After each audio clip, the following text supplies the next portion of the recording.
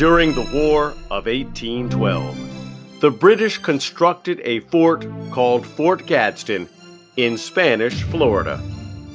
Fort Gadsden served as headquarters for Britain's invasion of the American South. From this fort, located on the banks of Florida's Apalachicola River, Britain encouraged enslaved African Americans to run away, and Native American nations like the Seminole, Creek, and Choctaw to join in on the effort to take down a common enemy, the United States of America. But the U.S. was able to endure. It won the War of 1812 and successfully defended its young republic. When the war concluded in 1814, the British abruptly abandoned Fort Gadsden, and many Native Americans simply went home, leaving the fort and its immense cache of weapons in the hands of African Americans intent on holding tightly to freedom. Word of the fort moved throughout the United States South, striking fear in the minds of Southern landowners and hope in the heart of enslaved people. Now more than ever, instead of heading north to follow the drinking gourd to freedom, women, children, and men fleeing plantations headed in the opposite direction, south, heading straight to Florida, risking life and limb in order to find safety and freedom behind the walls of Fort Gadsden. Southern plantation owners lived in daily fear of a violent black uprising. One like the nearly successful attempt of Gabriel Prosser in Virginia and the bloody yet successful revolt in Haiti. Fearful Southerners began circulating exaggerated and false reports of murderous raids led by blacks and Native Americans launched from what the United States authorities were calling the Negro Fort in Spanish Florida. In actuality, the fort was home to 300 people, mostly families. The United States President, James Monroe, was not pleased with the idea of an armed fort of African Americans just outside the reach of the United States in Spanish Florida, but clearly voiced his disapproval and unwillingness to initiate any form of attack on a foreign land.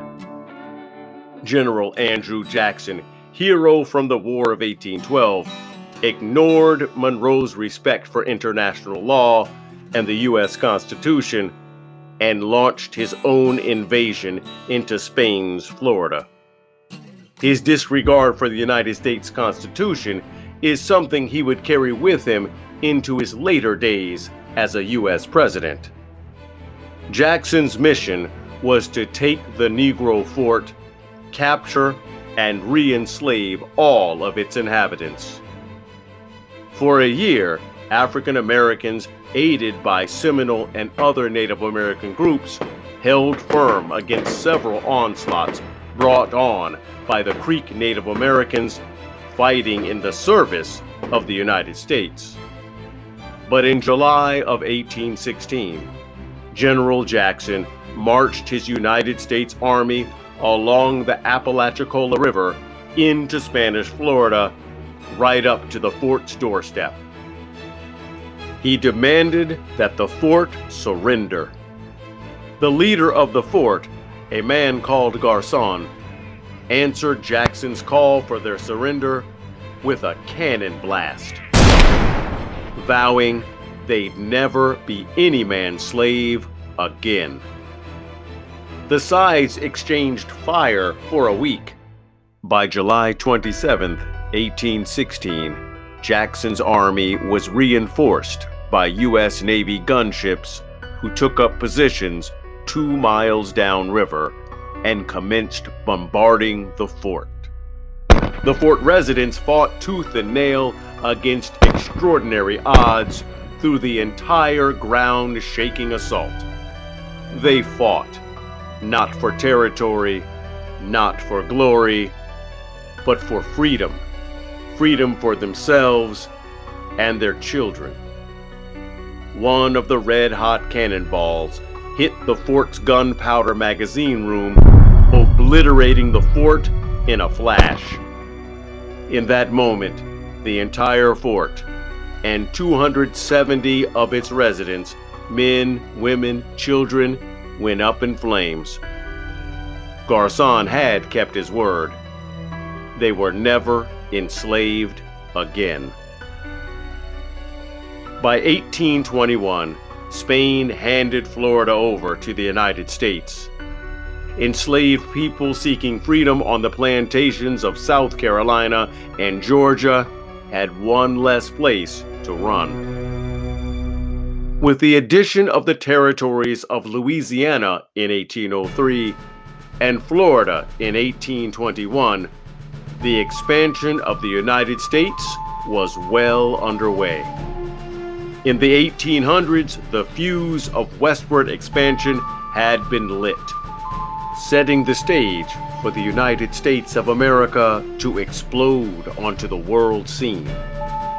Fueled by the labor of millions of enslaved people, the United States was racking up acres of land and stacking up wealth. Now I couldn't go from here across the street, or I couldn't go to nobody's house without I have a note or something from my master. And if I had that pass, that was what we call a pass. If I had that pass, I could go wherever he sent me, and I'd have to be back. Whoever he sent me to, they'd give me another pass, and I'd bring that back so to show how long I'd been gone. We couldn't go out and stay an hour or 2 hours or something like that. They send you. Now, say for instance, I go out to the Shirley's place, I'd have to walk, and I'd have to be back maybe in an hour. Maybe they'd give me an hour. I don't know just how long they'd give me, but they'd give me a note so there wouldn't nobody interfere with me and tell who I belonged to. And when I come back, why, I carry it to my master and give that to him. That'd be all right. But I couldn't just walk away like the people just now, you know. It was what they call, we were slaves. We belonged to people. They sell us like they sell horses and cows and hogs and all like that. Have an auction bench, and they put you up on the bench and bid on you, the same as bidding on cattle, you know.